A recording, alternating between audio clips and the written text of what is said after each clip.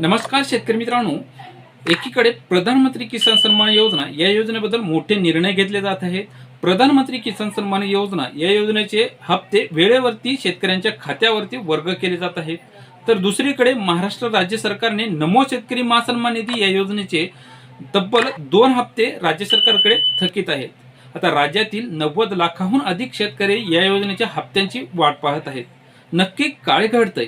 नमो शेतकरी महासन्मान निधी योजनेचे दोन्ही हप्ते एकत्र म्हणजे 4,000 रुपयाची रक्कम शेतकऱ्यांच्या खात्यावरती वर्ग केली जाणार आहे का, याबद्दल सविस्तर आणि अगदी सोप्या भाषेमध्ये जाणून घेण्याचा प्रयत्न करणार आहोत. तर शेतकरी मित्रांनो, घोषणा करताना तर राज्य सरकारकडून मोठ्या गर्जना झाल्या. केंद्र सरकारचे 6,000 रुपये आणि राज्य सरकारचे 6,000 रुपये मिळून वर्षाकाठी 12,000 रुपयांची रक्कम शेतकऱ्यांच्या खात्यावरती येणार, अशा पद्धतीच्या मोठमोठ्या घोषणा आणि गर्जना तर करण्यात आल्या. पण आज परिस्थिती काय आहे? प्रधानमंत्री किसान सन्मान योजनेचे हप्ते वेळेवरती येत आहेत, पण राज्य सरकारच्या वेळेचं काय? राज्य सरकारच्या तिजोरीत खडखडाट का होतोय? 90 लाखाहून अधिक शेतकरी आज राज्य सरकारच्या हप्त्याची वाट पाहत आहेत. नेमकं ही परिस्थिती का निर्माण झाली? की ही परिस्थिती राज्यातील जे काही सरकार चालवत आहेत त्यांनी स्वतःहून ओढून आणली आहे का? आमच्या तिजोरीमध्ये खडखडाट आहे अशी परिस्थिती दाखवण्यासाठी ही हप्ते थकवले आहेत का? असे बरेच सारे प्रश्न शेतकऱ्यांच्या मनामध्ये निर्माण झाले आहेत.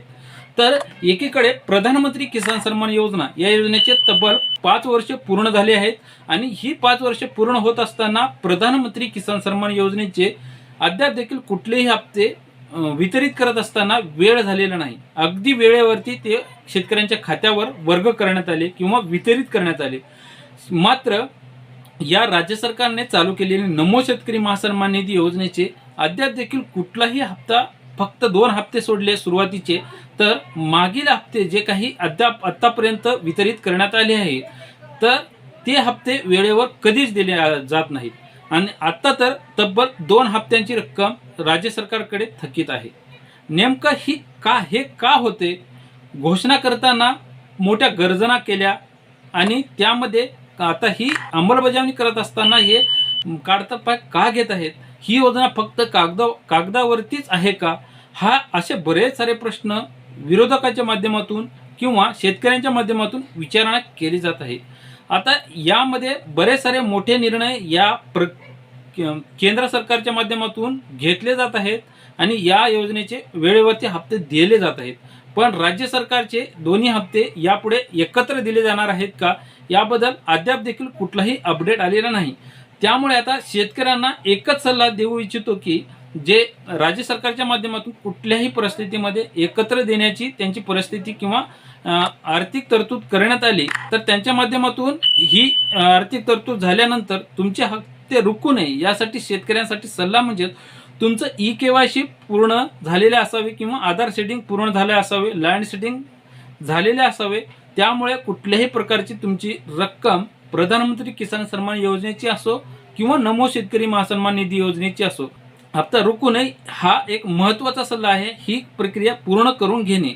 त्याचबरोबर आता जर तुमचा हा हप्ता अडकला असेल तर सर्वात आधी तुमचे प्रधानमंत्री किसान सन्मान योजनेचे पोर्टल जे आहे त्यावर तपासा, स्टेटस तपासा. कारण प्रधानमंत्री किसान सन्मानमध्ये पात्र असणारेच जे काही लाभार्थी आहेत तेच नमो शेतकरी महासन्मान निधी योजनेचे लाभार्थी असणार आहेत. त्यामुळे तुमची लँड सेटिंग आणि त्याचबरोबर KYC पूर्ण झालेली असावी आणि तुमच्या कुठल्याही पद्धतीच्या चुका झालेल्या नसाव्यात, जेणेकरून येणारे प्रधानमंत्री किसान सन्मान योजनेचे हप्ते असो किंवा तुमचे नमो शेतकरी महासन्मान निधी योजनेचे हप्ते असो तुमच्या खात्यावरती त्यांनी वितरित केल्या तुमच्या खात्यावरती येणं गरजेचं आहे. त्यामुळे ही प्रक्रिया तुम्ही लवकरात लवकर पूर्ण करून घेणे गरजेचे आहे. तर शेवटी एवढंच की जर नमो शेतकरी महासन्मान निधी योजनेबद्दल तुम्हाला काय वाटते? नमो शेतकरी योजनेचा हप्ता वेळेवर न मिळण्यामागची नेमकी कारणे काय आहेत? तुमच्या खात्यात शेवटचा हप्ता कधी वितरित झाला याबद्दल कमेंटमध्ये अवश्य कळवा किंवा नक्की सांगा. आणि तुमचा हप्ता यापूर्वी प्रधानमंत्री किसान सन्मान योजनेचा हप्ता वितरित झाला आहे का, हेही तुम्ही कमेंटमध्ये सांगू शकता. शेतीविषयक अशाच ताज्या आणि अचूक माहिती अपडेटसाठी या चॅनलला नक्की सबस्क्राईब करा आणि हा व्हिडिओ इतर मित्रांना शेअर करायला विसरू नका. पुन्हा भेटूयात अशाच नवीन माहितीसह. तोपर्यंत तुमची व तुमच्या जवळच्या माणसांची काळजी घ्या. धन्यवाद.